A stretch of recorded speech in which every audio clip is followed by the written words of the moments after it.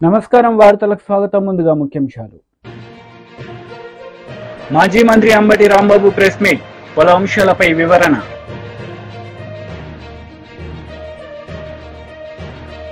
Congress leader Jaggareddy press meet, ఇరు పార్టీలపై fire.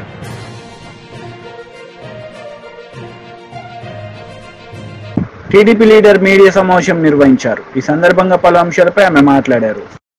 2 నెలలు అవుతుంది. ఈ 2 నెలల్లోనే అన్నా క్యాంటీన్ మొదలు పెట్టాం.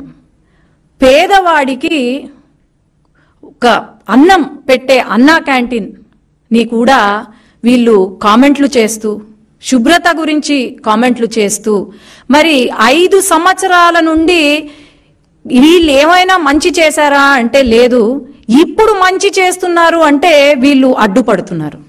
అలాగే టీటీడీ ఏదైతే ఉందో అది తెలంగాణ వాళ్ళకి ఇచ్చేసామని చెప్పి, తిరుపతి తెలంగాణ వాళ్ళకి ఇచ్చేసామని చెప్పి, లేదంటే ఇలా అమ్మకు వందనం కార్యక్రమము ఏదైతే ఉందో ఇంకా మనం రివ్యూకి కూడా రాలేదు, రివ్యూ చేస్తున్నాము. ఇప్పుడు మీటింగ్ అందుకే జరుగుతుంది. అప్పుడే సాక్షి న్యూస్ లో మరి భారతిరెడ్డి గారు ఉన్నారు. భారతిరెడ్డి గారు సాక్షి ఏమంటారు, సత్యమేవ జయతే అని రాసుకున్నారు సాక్షి న్యూస్ లో. సత్యమేవ జయతే కాదు భారతిరెడ్డి గారు, అసత్యమేవ జయతే అని మీరు క్యాప్షన్ మార్చుకుంటే బాగుంటుంది. ఈరోజు సాక్షి న్యూస్ ఓపెన్ చేస్తే మనకు కనిపించేది క్యాబినెట్ మీటింగ్ ఏదైతే ఉందో టీడీపీ ఆల్రెడీ ఇది చూడండి, 16వ తేదీ ప్రతి ఒక్కరికి ఈ నోటీస్ సర్క్యులేట్ అయింది.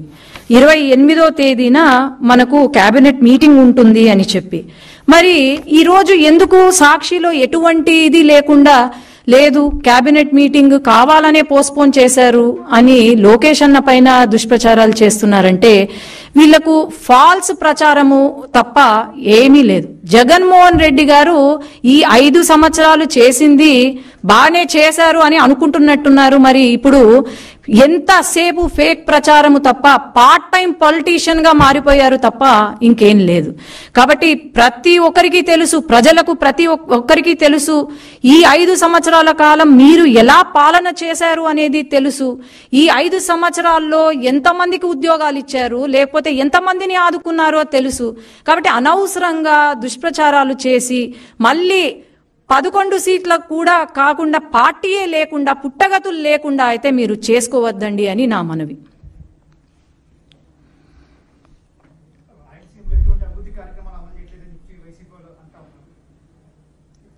మొన్న మన బడ్జెట్ మీటింగ్ జరిగింది. బడ్జెట్ సమావేశంలో బడ్జెట్ మొత్తము రాయలసీమ గురించే ఉంది. కేంద్రము నిధులు రాయలసీమకు ఇచ్చారు.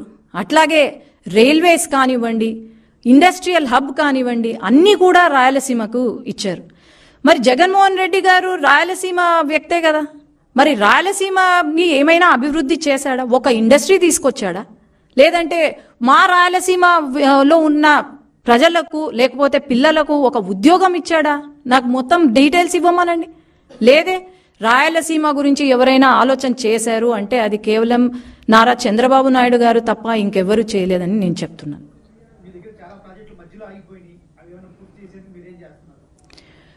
చాలా ప్రాజెక్టులు మధ్యలో ఆగిపోయాయి అంటే అది కేవలం వైసీపీ ప్రభుత్వం వల్లనే, జగన్మోహన్ రెడ్డి గారికి తెలివి లేక ఆగిపోయినాయి తప్ప వేరే లేదు. ఖచ్చితంగా ఈ ప్రాజెక్టులన్నీ తెలుగుదేశం పార్టీ హయాంలో మొదలు పెట్టాము. ఖచ్చితంగా చంద్రబాబు నాయుడు గారు ఢిల్లీకి వచ్చినప్పుడు కూడా ఈ ప్రాజెక్టులు పూర్తి చేయాలి, వెంటనే పూర్తి చేయాలని ఫస్ట్ ప్రిఫరెన్స్ ఇచ్చింది చంద్రబాబు నాయుడు గారి. ఖచ్చితంగా ఈ 5 సంవత్సరాలలో ప్రతి ప్రాజెక్ట్ పూర్తి. బీజేపీ లీడర్ మీడియా సమావేశం నిర్వహించారు. ఈ సందర్భంగా పలు అంశాలపై ఆయన మాట్లాడారు. భూమి యాజమాన్య సంస్థ వక్ఫ్, ఈ వక్ఫ్ బోర్డులు ఒక్క అంటే మనం తెలంగాణ గురించి మాట్లాడితే తెలంగాణలోనే దాదాపు 77,000 ఎకరాలకు వాళ్ళు యాజమాన్యంగా ఉన్నారు. ఒక్క వక్ఫ్ బోర్డు తోనే అనేక మంది పేద ముస్లిం కుటుంబాలు వక్ఫ్ ట్రిబ్యునల్లో కేసులు కొట్లాడుతున్నారంటే దాదాపు 90% మంది, ఆ కేసులలో 90% మంది ముస్లింలే ఉన్నారు. అట్లాగే నేను కొన్ని ఎగ్జాంపుల్స్ కూడా మీకు చెప్తాను. సమీనా సయ్యద్ అనే ఒక వృద్ధ మహిళ 100 కోట్లకు సంబంధించిన ఆస్తి వక్ఫ్ ప్రాపర్టీ ఎంఐఎం గూండాలు ఎంఐఎం నాయకులు కబ్జా చేయడం జరిగింది. అట్లాగే హైటెక్ సిటీలో మనందరికి తెలుసు, అక్కడ ఒక పెద్ద బిల్డింగ్ కట్టారు ఎంఐఎం వాళ్ళు. సో ఎంఐఎం గూండాలు వాళ్ళు ఆక్యుపై చేయడం జరిగింది. సో మనకు తెలంగాణలో ఎవరు అధికారంలో ఉన్నా, హైదరాబాద్లో ఎవరు అధికారంలో ఉన్నా, హైదరాబాద్లో రాజ్యం చెలాయించేది ఎంఐఎం అనే విధంగా హైదరాబాద్ను వాళ్ళ చేతులలో పెట్టడం మనం చూస్తున్నాం. కాంగ్రెస్ పార్టీ గత 20 సంవత్సరాలుగా 2004లో కాంగ్రెస్ పార్టీ అధికారంలోకి వచ్చిన తర్వాత నుంచి కూడా ఎంఐఎం చేతిలోనే అనేక కబ్జాలు, కుంభకోణాలు, అట్లాగే ముఖ్యంగా ల్యాండ్ డీలింగ్స్, ఇటు నాలాలు, చెరువులు కబ్జా చేయడమే కాకుండా వక్ఫ్ ప్రాపర్టీస్ కూడా కబ్జా చేస్తున్నారనేది మనం అనేక ఉదాహరణలు చూస్తున్నాం. నిన్నటి నుంచి సోషల్ మీడియాలో బాగా ఉధృతంగా చర్చ జరుగుతున్నది సల్కం చెరువు గురించి. మీకు చర్చ చూస్తున్నారు. ఆ చెరువులో ఫాతిమా ఓవైసీ అనే పేరు మీద ఒక కాలేజీని హైడ్రా సంస్థ ఇప్పటి వరకు కనీసం దానికి నోటీసులు కూడా ఇవ్వలేదంటే, ఇప్పుడున్న కాంగ్రెస్ ప్రభుత్వం కూడా వాళ్ళ అభయహస్తం అనే చెప్పుకునే భస్మాసుర హస్తం కూడా ఎంఐఎం ఓవైసీ చేతిలోనే ఉన్నది అనేది చాలా క్లియర్గా కనబడుతున్నది. అంటే గత 10 సంవత్సరాల నుంచి TRS party car steering MIM చేతిలో ఉన్నదనేది అనేక సార్లు ఓవైసీ అట్లాగే బీజేపీ నాయకులు చెప్పడం జరిగింది. కానీ ఇప్పుడు కాంగ్రెస్ పార్టీ కూడా, రేవంత్ రెడ్డి గారి ప్రభుత్వం కూడా అసదుద్దీన్ ఓవైసీ చేతిలోనే ఉన్నది అంటే అది పెద్ద ఆశ్చర్యపోవాల్సిన అవసరం లేదు. So MIM party, Owaisi brothers, వాళ్ళ యొక్క గూండాలు, వాళ్ళ యొక్క నాయకులు చెప్పు చేతులలోనే ఈ వక్ఫ్ బోర్డు, వక్ఫ్ ల్యాండ్లు కావచ్చు, అట్లాగే హైదరాబాద్లో ఉన్న అనేక ప్రాంతాలలో నాలాలు, చెరువుల కబ్జాలు కూడా కావచ్చు. ఈ 2 విషయాలను ప్రభుత్వం ఇమ్మీడియట్గా స్పందించాలి. నేను రేవంత్ రెడ్డి గారిని ఒకే ప్రశ్న వేస్తున్నాను. రేవంత్ రెడ్డి గారు అయితేనేమి, అట్లాగే హైడ్రా కమిషనరు రంగనాథ్ గారు అయితేనేమి, ఇప్పుడు ఈ ఓల్డ్ సిటీలో ఎంఐఎం కబ్జా పెట్టిన, ఎంఐఎం నాయకులు కబ్జా పెట్టిన నాలాలు, చెరువులను ఎప్పుడు తొలగిస్తారు? ముఖ్యంగా ఫాతిమా కాలేజ్, ఫాతిమా ఓవైసీ కాలేజ్ను ఎప్పుడు తొలగిస్తున్నారో వాళ్ళు ఒక డేట్ చెప్పాలని మేము అందరం కోరుకుంటున్నాం. అది చూడడానికి మేమందరం కూడా వస్తాం. ఎందుకంటే ఎంఐఎం నాయకుల మీద ఇప్పటికే అనేక కేసులు ఉన్నాయి. అయినా కూడా ఈ ప్రభుత్వము అసలు వాళ్ళ కేసులు ఏవి కూడా నడిపించకుండా అట్లనే వాళ్ళను అదేదో ఒక బ్లాంకెట్ చెక్ రాసి ఇచ్చినట్టు, ఒక బేరెడ్ చెక్ అంటే ఒక బ్లాంక్ చెక్ రాసి బీఆర్ఎస్ లీడర్ మీడియా సమావేశం నిర్వహించారు. ఈ సందర్భంగా పలు అంశాలపై ఆయన మాట్లాడారు.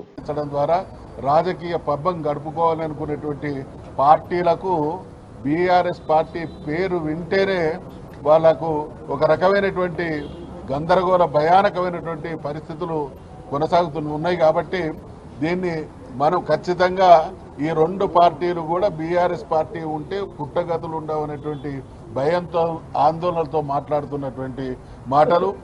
ఒకవేళ బీఆర్ఎస్ పార్టీకి ఎవరితోనైనా లోపాయికారి ఒప్పందాలు ఉంటే 6 మాసాలు ఆడబిడ్డ జైల్లో ఉంటుందండి. కాస్తన్న ఇంగిత జ్ఞానం ఉండాలి. మాట్లాడడానికి నాలుకను తాటిమట్ట కంటే చులకన చేసి మాట్లాడేటువంటి వీళ్ళ కుసంస్కారాన్ని ఖచ్చితంగా ఖండిస్తా ఉన్నాం. న్యాయపరంగా, చట్టపరంగా మరి కొట్లాడి ఈరోజు సుప్రీంకోర్టు ద్వారా బెయిల్ పొందడం ఖచ్చితంగా కవితమ్మ, తెలంగాణ ఉద్యమకారుల నైతిక విజయం. వీళ్ళ నోళ్ళకి ఇప్పటికైనా మరి మూతపడితే తాళాలు వేసుకుంటే మంచిది. లేకపోయింటే ప్రజాక్షేత్రంలో ఇవన్నీ కూడా గమనిస్తూ ఉన్నారు. ఎన్ని రకాలైనటువంటి చిత్రహింసలు పెట్టి, అంటే ఒక ఉద్యమ పార్టీ పట్ల రాజకీయ పార్టీల నాయకుల వ్యవస్థల కక్ష సాధింపు, వారికి ఎటువంటి అక్కసు ఉన్నది అనడానికి నిదర్శనమే వీళ్ళు చేస్తున్నటువంటి ప్రేలాపన. సార్, మొన్న సీఎం ఢిల్లీలో మాట్లాడుతూ ఈ నెలలో బెయిల్ వస్తుంది, బెయిల్ వచ్చిన తర్వాత మెచ్యూర్ ఉంటుందని చెప్పారు. ఆయన అంటే ముఖ్యమంత్రి గారి విషయంలో మేము మాట్లాడేప్పుడు మా స్థాయిని కూడా దృష్టిలో పెట్టుకొని మాట్లాడాలి. ఒక ముఖ్యమంత్రి స్థాయి మాట్లాడే అద్దెమైకు గతంలో చాలామంది రాజకీయ పార్టీల వేదికల మీద కొందరు నాయకులను మేము చూసినాం. అదే నాయకుడు ఇక్కడ మైక్ తీసుకుంటాడు, ఒక పార్టీ తరఫున ఒకటి మాట్లాడతాడు. అదే నాయకుడు ఇంకొక పార్టీ మీటింగ్ పెడితే ఆ పార్టీ మీటింగ్లో ఇంకొక రకంగా మాట్లాడతాడు. అంటే ఒక మెచ్యూర్డ్ పాలిటీషియన్, ఒక బాధ్యతాయుతమైనటువంటి ముఖ్యమంత్రి స్థాయి మాట్లాడేటువంటి మాటలు ఈ రకంగా ఉంటే దాన్ని దేవుడు కూడా క్షమించడు. ఆయన స్థాయిని పెంచుకోవాలి, ఆయన మెచ్యూరిటీ లెవెల్ పెరగాలి, తెలంగాణకు ఆయన ద్వారా మంచి జరగాలని ఆశాభావాన్ని వ్యక్తం చేస్తున్నాం తప్ప ఆయనలాగా దిగజారిన మాటలు మాట్లాడడానికి. కేసీఆర్ కేంద్రంలో మంత్రి పదవి వస్తుంది, కేటీఆర్ కూడా సెంట్రల్ మినిస్టర్ అవుతాడు, ఇవన్నీ మేము ముందే ఊహించామని చెప్పి స్పష్టంగా చెప్పాడు ఆయన. వీళ్ళందరూ గతంలో మేము చూసేది శాసనసభ ముందు చిలక జోస్యాలు చెప్పేవాళ్ళు. వాళ్ళు బహుశా ఇక పాలన అనేది పక్కన పెట్టి ఇటువంటి జోస్యాలతోని కాలం వెళ్ళబుచ్చేటువంటి ప్రయత్నాలు చేస్తూ ఉన్నారు. అన్నిటికీ కాలమే నిర్ణయం చేస్తుంది. గతంలో మిత్రమా బీఆర్ఎస్ పార్టీ టీఆర్ఎస్ పార్టీని పెట్టిన తొలినాళ్లలో కొందరు నాయకులు ఇది మకలో పుట్టింది పుబ్బలో పోతుంది అనేటువంటి మాటలు విన్నాం. అదే ఇంకొక నాయకుడు గతంలో ముఖ్యమంత్రిగా ఉన్నటువంటి వ్యక్తి తెలంగాణ వస్తే కరెంట్ ఎక్కడి నుంచి వస్తాయి, మీ వైర్ల మీద బట్టలు ఆరేసుకోవాలని వస్తుంది. వీళ్ళందరూ ఏమైపోయిందో, వీళ్ళందరి చరిత్రలు ఏమైనా మనం చూస్తూ ఉన్నాం. రేపటి రోజు మళ్ళీ ఇదే బీఆర్ఎస్ను ప్రజలు ఆదరించక ఆశీర్వదించక తప్పదు. వీళ్ళందరి రాజకీయ చరిత్రలు భూస్థాపితంగా కూడా తప్పదు. ఇప్పుడు మహేష్ గౌడ్ గారు సుప్రీంకోర్టు తప్పు పట్టేటువంటి ప్రయత్నం చేస్తారు, కంటెంప్ట్ ఆఫ్ కోర్ట్ అవుతుంది. ఇలా సుప్రీంకోర్టు వాదనలు విన్న తర్వాత మేము పెట్టినటువంటి కౌంటర్ అఫిడవిట్ వేసిన తర్వాత మాలో న్యాయం ఉన్నదని చెప్పి ఇలా సుప్రీంకోర్టు న్యాయమూర్తి గారు బెయిల్ గ్రాంట్ చేసిండు. ఈ బెయిల్ గ్రాంట్ చేసినటువంటి సందర్భంలో దీన్ని తప్పుపడితే డెఫినెట్గా మహేష్ గౌడ్ గారు కంటెంప్ట్ ఆఫ్ కోర్టు పోవాల్సినటువంటి అవసరం ఉంటుంది. సుప్రీంకోర్టు తీర్పునే తప్పుపట్టే స్థాయికి ఇలా కాంగ్రెస్ నాయకులు వచ్చారంటే వాళ్ళ ఫ్రస్ట్రేషన్ ఎంత ఉందో అర్థమవుతా ఉంది. ఎందుకంటే ఇలా కాంగ్రెస్ పార్టీ అనుసరిస్తున్నటువంటి దుర్నీతి వలన ప్రజలందరూ కూడా రోడ్ల మీదకి వస్తూ ఉన్నారు. రుణమాఫీ కానీ హైడ్రా కానీ రకరకాల కారణాలు చెప్పి ఇలా ప్రజల్ని వేధించేటువంటి. కాంగ్రెస్ నేతలు మీడియా సమావేశం నిర్వహించారు. ఈ సందర్భంగా పలు అంశాలపై వారు మాట్లాడారు. ప్రక్రియలో భాగమే, చీకటి ఒప్పందంలో భాగమే BJP, BRS, Modi, KCR family అందరూ కూడా రేపు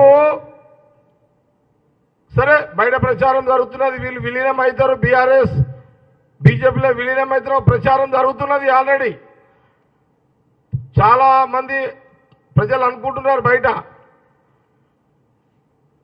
కానీ వీళ్ళ ఆలోచన విలీనం కావచ్చు, లేదా ఇద్దరు భవిష్యత్తులో విలీనం అనే ప్రచారం చేసుకుంటూ భవిష్యత్తులో వచ్చే ఎన్నికల్లో వీళ్ళిద్దరూ అలయన్స్లో ఎలక్షన్ పోయే యొక్క ప్రక్రియలో భాగమే ఈ కవిత బెయిల్ అని కాంగ్రెస్ పార్టీ చాలా స్పష్టంగా తెలియజేస్తున్నది. తెలంగాణ ప్రజల మధ్యలో ఈ చర్చ జరుగుతున్నది. అంటే బీజేపీకి చాలా తెలుసు, తెలంగాణ గడ్డ మీద తెలంగాణ ప్రాంతంలో కాంగ్రెస్ని రాజకీయంగా ఏమి చేయలేము, కాబట్టి బీఆర్ఎస్ సపోర్ట్ కావాల్సిందే. అందుకోసమే ఈ తతంగం అంతా కొనసాగింది. ఇదంతా ఇక కవిత బెయిలు, బీఆర్ఎస్ నాయకుల సంబరాలు, ఈరోజు సంబరాలు చేసుకుంటున్నారు వాళ్ళు.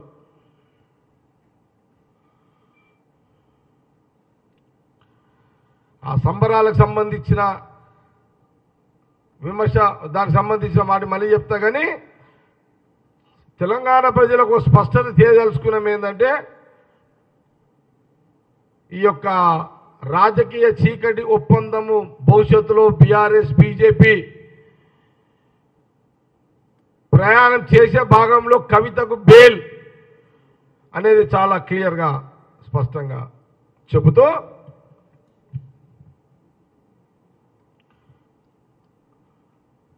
కవితకు బెయిల్ రావడం ఖచ్చితంగా బీఆర్ఎస్ బీజేపీ చీకటి రాజకీయ ఒప్పందంలో భాగమే. ఢిల్లీ లిక్కర్ కేసులో కేజ్రీవాల్, సిసోడియాలకు బెయిల్ ఇవ్వడానికి నిరాకరించిన కోర్టులు కవితకు 5 నెలల బెయిల్ ఇచ్చాయి. దీని వెనుక ఏమి మతలబు ఉంది? ఇదే కేసులో ఢిల్లీ మంత్రి సిసోడియాకు 2 ఏళ్లు 2 ఏళ్లకు బెయిల్ ఇచ్చింది. అంటే చూడండి, ఢిల్లీ ముఖ్యమంత్రి కేజ్రీవాల్కి ఇంకా బెయిల్ ఎందుకు ఇవ్వలేదు?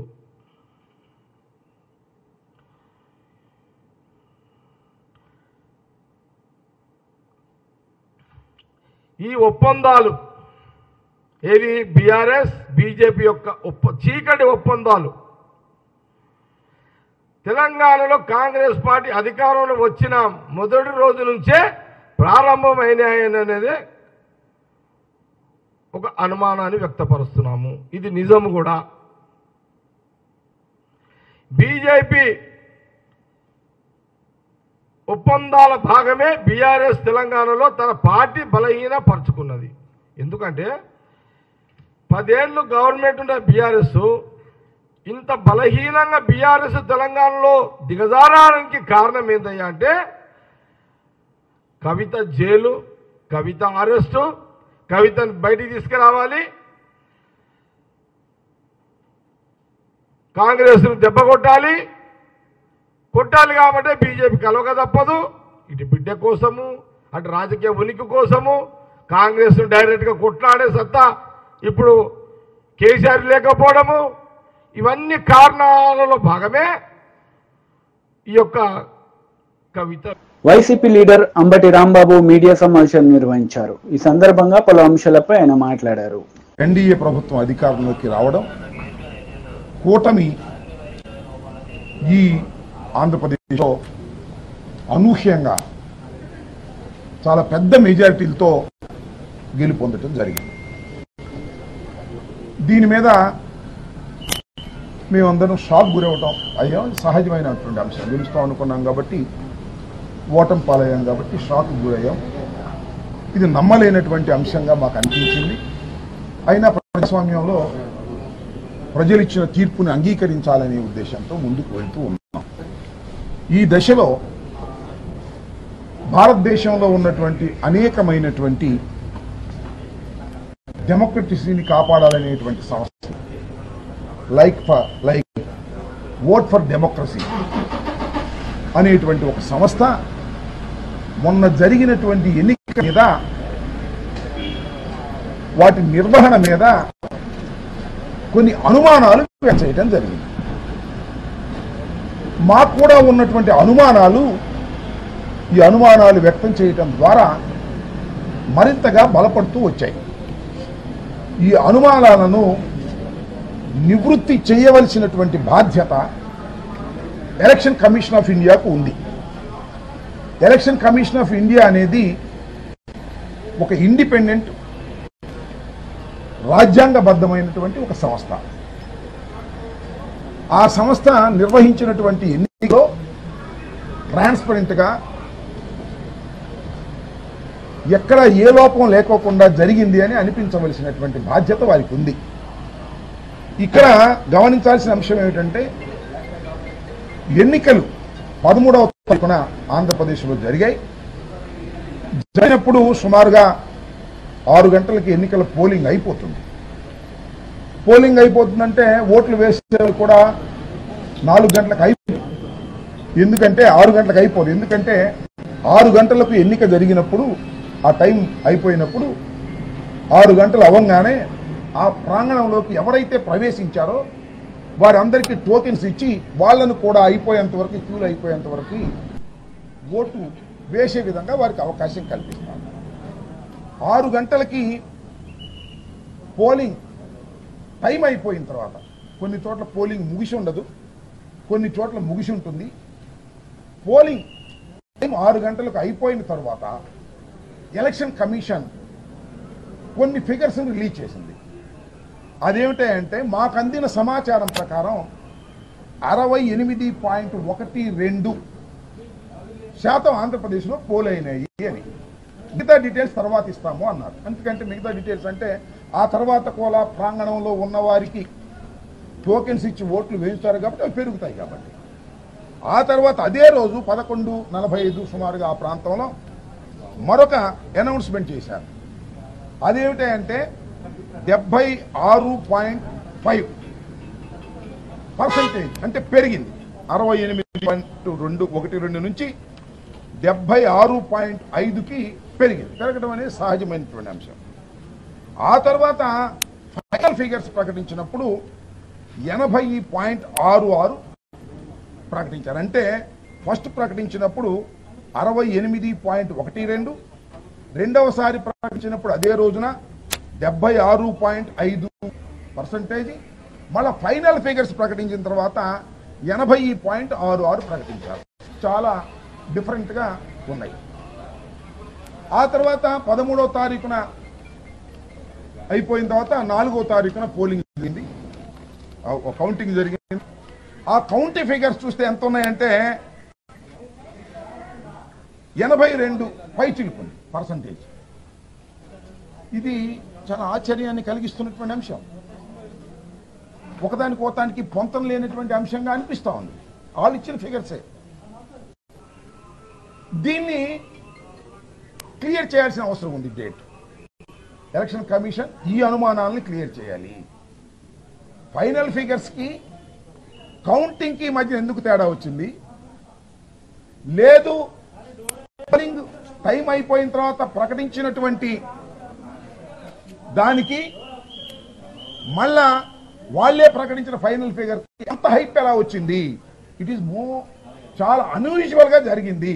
జనరల్ గా ఎన్నికలు జరిగినప్పుడు, గత ఎన్నికలు ఒకసారి చూసినట్లయితే ఏం జరుగుతూ ఉంటుందంటే, ఎలక్షన్ కమిషన్ ప్రకటించిన తర్వాత మిగతా ఓట్లు వేయడానికి వేసిన తర్వాత ప్రకటించేదానికి సుమారుగా ఒక 1% 2% డిఫరెన్స్ కనిపిస్తా ఉంది. ఇక్కడ ఏంటి 12% పైన కనిపిస్తా ఉన్నది. చాలా అన్యూజువల్, ఎక్స్ట్రార్డినరీ. దీన్ని డౌట్ తీర్చవలసినటువంటి బాధ్యత ఎవరికి ఉంది? ప్రభుత్వాలకు కాదు, ఎలక్షన్ కమిషన్కు ఉంది.